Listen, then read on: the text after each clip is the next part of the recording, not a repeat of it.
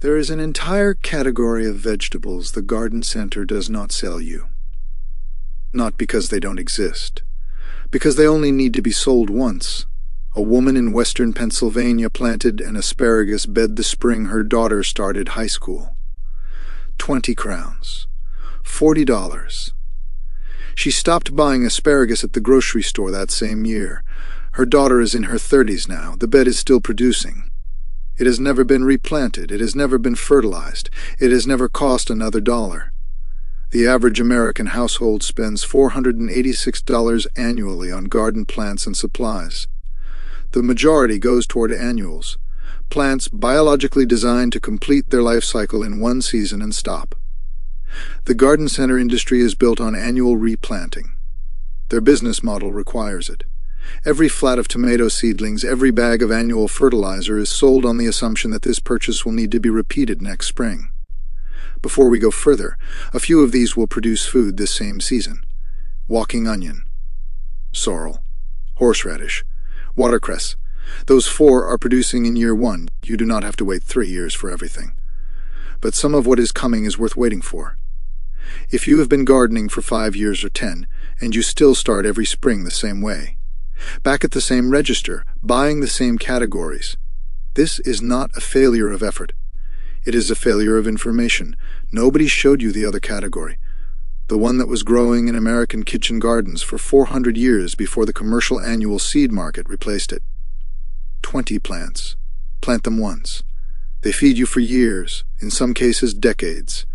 And at item number 11, there is one plant almost every American gardener has been warned about their entire life.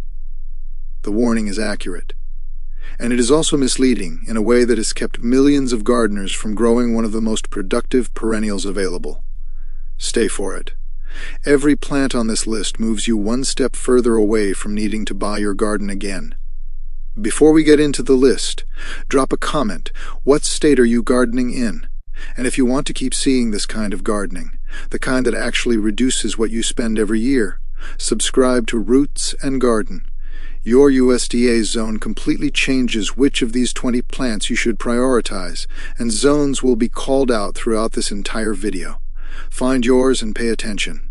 The first 5 are the highest return perennials, the plants with the most dramatic economic payoff over time.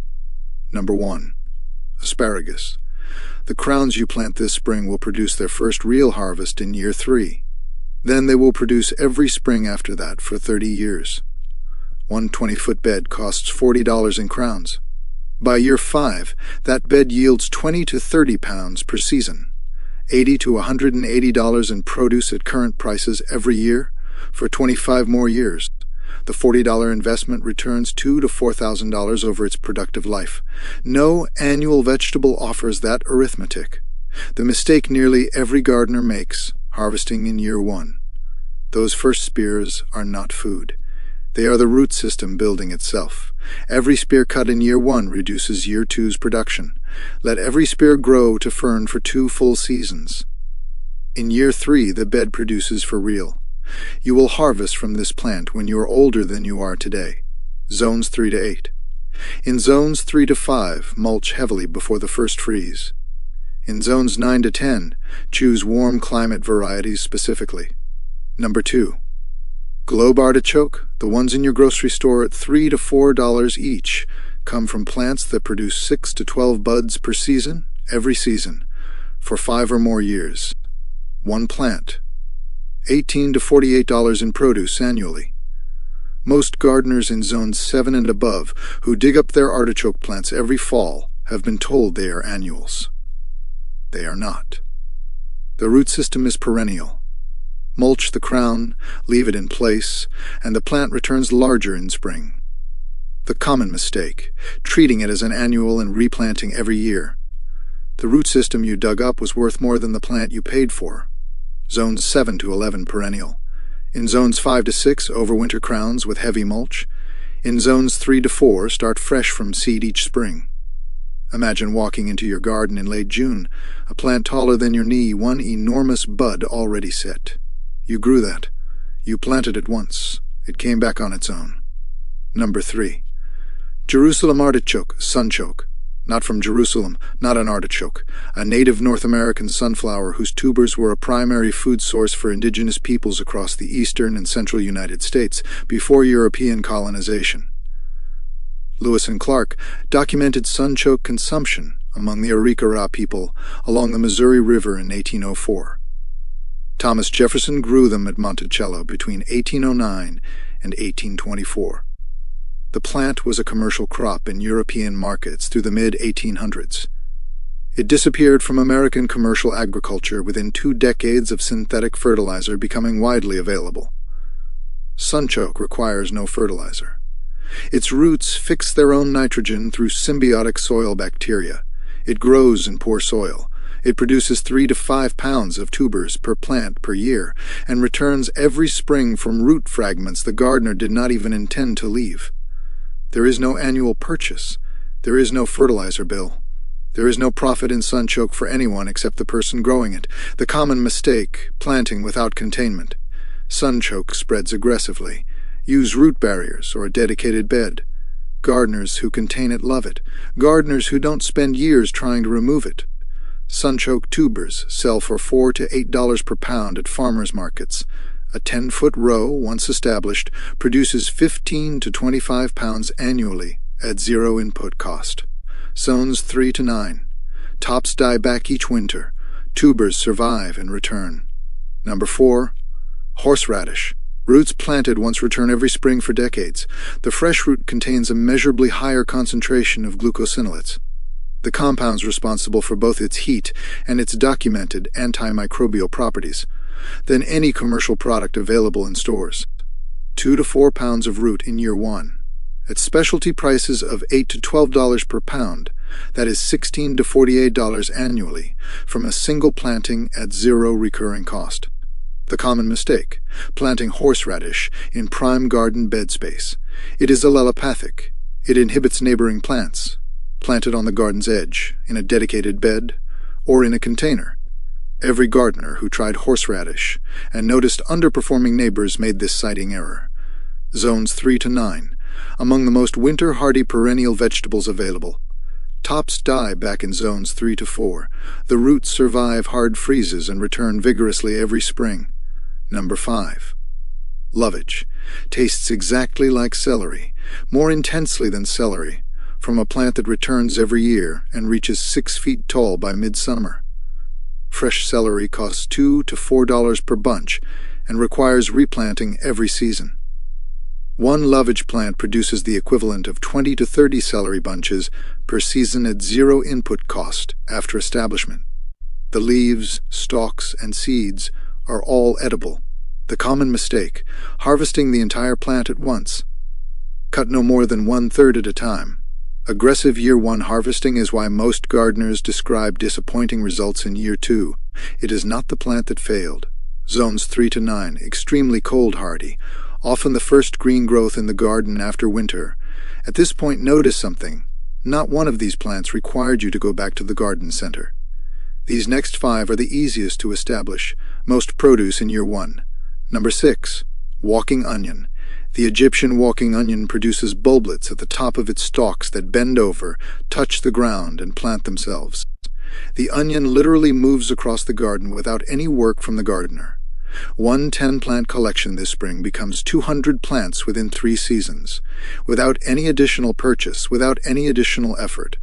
The common mistake, pulling off the topset clusters. Those are the reproductive mechanism and the source of next year's crop. Leave them. Let them fall and root. Zones 3 to 9. One of the most cold hardy alliums available. Green tops emerge in early spring before the ground fully thaws, the first fresh harvest of the year in most zones. Number 7. Rhubarb, the plant you were warned about, the one called poisonous, is safer than spinach. The rhubarb leaf contains oxalic acid. True, but the stem, the part you eat, contains less oxalic acid than spinach. Spinach goes in salads. No one has been harmed by handling rhubarb leaves in a garden. The toxicity is documented, real and irrelevant to any gardener who is not eating leaves raw in quantity. This warning has kept rhubarb out of millions of American gardens for no practical reason. A rhubarb crown costs $4 to $8 and produces 10 to 20 pounds of stems per season for 20 or more years. At farmers' market prices of $3 to $5 per pound, one plant produces $30 to $100 in produce every season, for 2 decades, from a single planting decision. The common mistake: harvesting in year 1. Do not touch a single stalk in year 1. It is root establishment. By year 2, take 1/3. By year 3, harvest freely.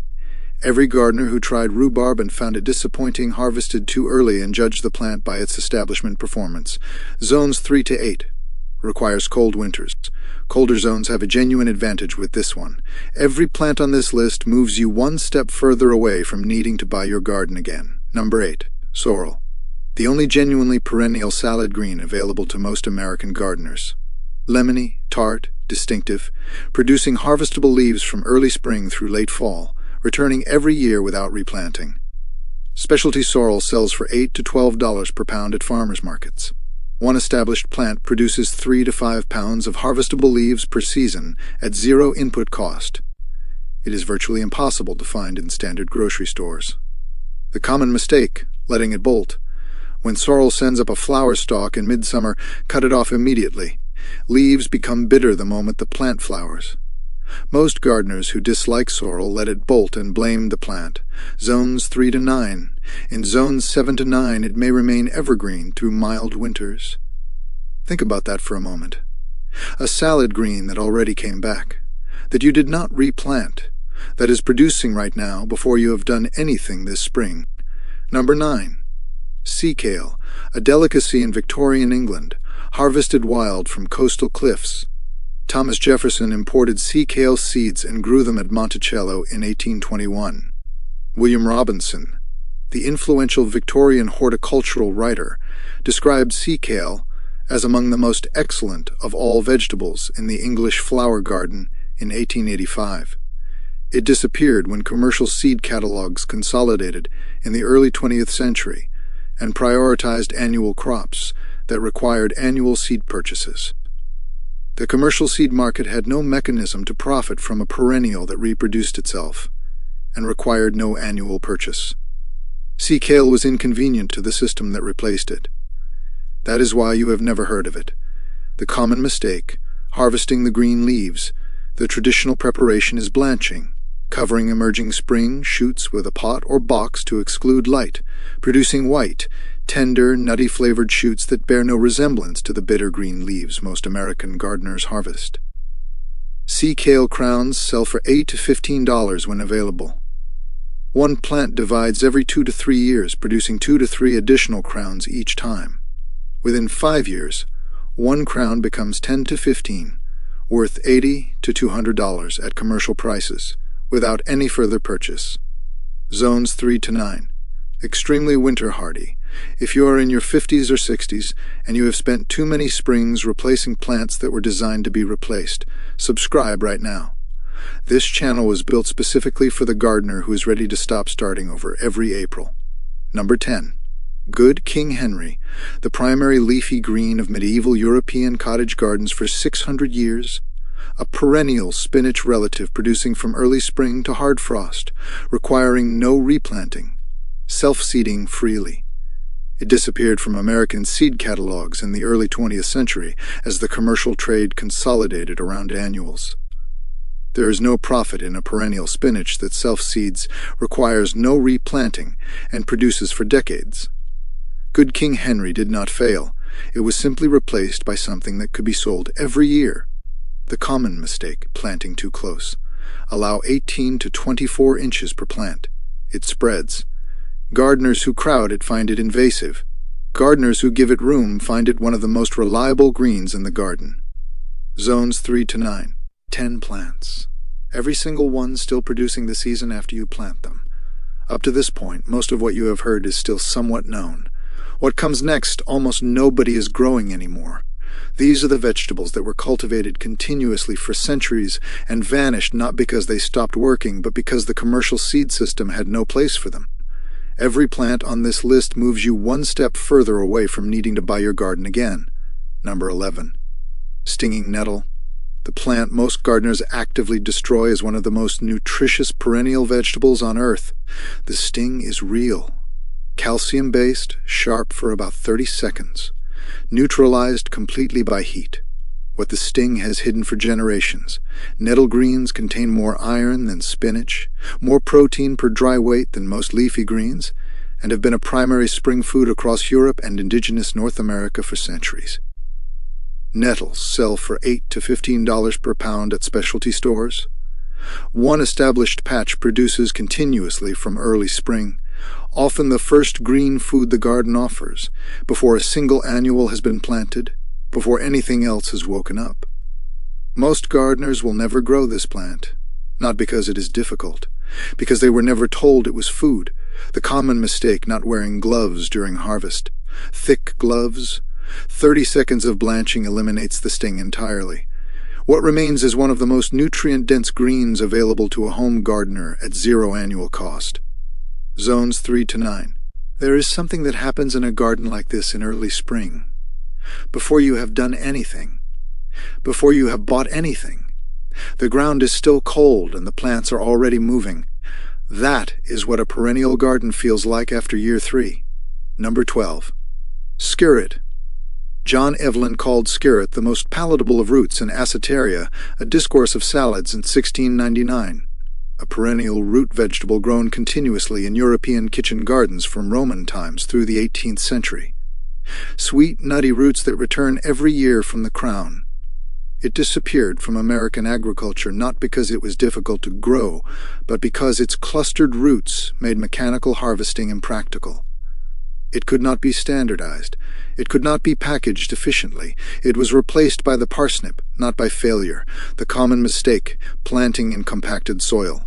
Loose soil produces proper clusters. Heavy clay produces misshapen roots, and a gardener who concludes the plant is difficult. One session of soil preparation, nothing further for the remainder of its productive life. Zones 3 to 9. Number 13. Groundnut, Hopniss. Apios americana.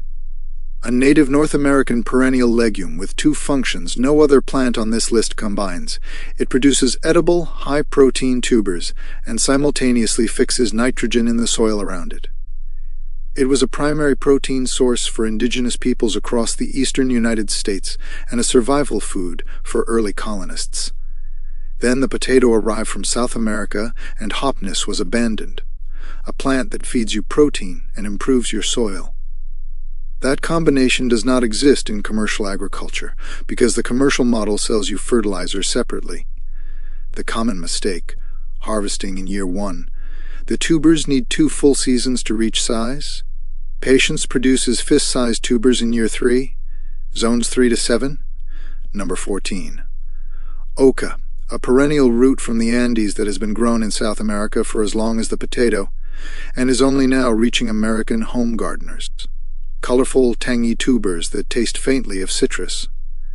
What almost no American grower is told, oca forms its tubers primarily after the fall equinox, triggered by shortening day length.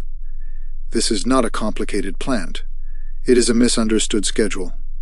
The common mistake, digging before October. Gardeners who expect a summer harvest dig early and find nothing. Every Osea gardener who declared the plant a failure dug too soon. Wait until after the first light frost. The tubers are there waiting. Zones 5 to 9, if you want YouTube to keep showing you this kind of content. The food systems the commercial gardening industry does not benefit from you knowing. Subscribe right now. 1 tap. Free. Always will be. Number 15. Turkish Rocket. A perennial brassica producing peppery greens from early spring when nothing else is available. Self-seeds. Requires 0 input after establishment. One planting produces decades of spring greens before the annual garden has even been started. The common mistake, mistaking it for a weed and removing it. Turkish Rocket looks unremarkable. It tastes exceptional. Once removed, it must be replanted. Leave it alone and it returns every year without asking anything of the gardener. Zones 4 to 8. These are the ones nobody told you about. The next 5 take longer to establish, but once they do, they outlast every other plant in your garden. These last 5 take the longest to establish, but once they root in, they produce longer than anything else on this list. Number 16, Welsh Onion. Not from Wales, the name means foreign. A bunching onion that never dies, never goes fully dormant, and divides on its own schedule indefinitely. One clump becomes 10 or more in 3 years. Green tops are available nearly year-round in mild climates. The common mistake, pulling the entire clump thinking it is finished. It is never finished. Cut the tops. The plant regrows. Zones 3 to 9. Number 17. Watercress does not require running water, grows in consistently moist soil, in shallow trays, in any garden spot that stays reliably damp, sells for $4 to $8 per bunch at specialty stores, and produces continuously. The common mistake, only growing it in streams. A shallow container with an inch of standing water produces watercress identically to a stream bed. Most gardeners who could grow watercress have never tried because they do not live near a stream. Zones 3 to 9. Number 18. Yarrow. Edible flowers and leaves. Documented medicinal properties. One counterintuitive fact, poor soil produces more potent medicinal compounds. Every gardener who fertilizes yarrow is reducing the very properties that make it valuable. Yarrow was removed from official pharmacopoeias not because it stopped working, but because it could not be patented. There is no return on proving that a plant growing in your backyard is effective. The common mistake, over-fertilizing, give it the worst soil in your garden. It will thrive there better than it will in your most prepared bed. Zones 3 to 9. Number 19. Comfrey. The fertilizer plant and the healing plant combined. Roots descend 6 feet, pulling potassium and minerals from subsoil that other plants cannot reach, concentrating them in the leaves. Cut 4 times per season, those leaves replace commercial potassium fertilizer for an entire vegetable garden. Plant it once in the right place, and it feeds your garden for decades. The common mistake? Planting without a containment plan. Every root fragment regenerates. Bocking 14, the sterile cultivar, solves this. Choose Bocking 14. This plant has an entire dedicated video coming to this channel, including what the peer-reviewed research actually found about its medicinal properties, and why the regulatory warning has been widely misunderstood. Zones 3 to 9. If you have made it to plant number 19, you are exactly who this channel was built for. Subscribe, hit the notification bell, drop a comment. Tell me what state you are gardening in and which of these 20 plants you are putting in the ground first. Your zone determines your priorities, and I want to give you the right answer for your specific situation. Number 20. Perennial Leek, the final plant. Standard grocery leeks are annual. The perennial varieties, Allium ampuloprosum, produce a permanent clump that returns and expands every year. One established clump divides into 10 or more new plants over 5 years. This is the last leek planting you will ever make. The common mistake, buying standard leek transplants and expecting perennial behavior. The variety matters. Specify the perennial variety when you purchase. The standard variety will not return. Zones 5 to 9. 3 things most gardening content does not tell you about perennial vegetables. First, most perennial vegetables fail in year 1 because the gardener judged them by year 1 performance. Year 1 for a perennial is root building, not production. Judging a perennial in year 1 is like judging an investment after 1 month. The rule, never harvest more than 1/3 of any perennial vegetable in its first year. Let it build roots. Year 2 begins the actual return. Second, the single most cost-effective intervention for every plant on this list is not compost, not fertilizer. It is 4 inches of mulch. Wood chips or straw, applied once, suppresses weeds, retains moisture, and feeds soil biology simultaneously. Mulching a 10-foot bed costs nothing from a municipal chip program, or $5 to $15 purchased. The maintenance eliminated. 6 to 8 hours of annual weeding completely. This is the intervention that costs nothing and replaces nothing sold commercially. That is not a coincidence. Third, every plant on this list multiplies. Within 5 years of planting 5 of these 20, a gardener has enough material to stock 3 additional beds without purchasing anything. Through division, traded with neighbors, sold at farmers markets, or given to family. The garden center sells you plants because it needs to. The perennial garden makes itself. The honest answer about why most gardeners give up on perennials in year 2 is not that the plants failed. It is that the year 2 harvest underwhelmed compared to the neighbor's annual tomatoes. Perennial vegetables require patience in years 1 and 2 that is genuinely difficult when surrounded by abundant annuals. The patience is real. So is the return in year 3. Not every gardener should grow every plant on this list. If you rent, if you move frequently, if your garden space changes year to year, some of these are not appropriate. The honest advice: start with the fastest producers: sorrel, walking onion, horseradish, which produce usably in year 1. Build toward the long investment plants as your situation stabilizes. That gardener in Pennsylvania is still harvesting from the same bed. These 20 plants are not difficult to find, not difficult to grow, and not difficult to maintain. What was difficult was knowing they existed. This is the last spring you ever have to start over. Every plant on this list moves you one step further away from needing to buy your garden again. Subscribe to Roots and Garden. This channel is for gardeners who are done buying their garden every year. This is where we trace the food systems, the forgotten crops, and the knowledge that commercial agriculture buried the moment it became inconvenient. Tell me, which 3 plants from this list are you adding to your garden this season? And what state are you in? Your zone determines whether you start from seed, crown, or division. Both pieces of information matter.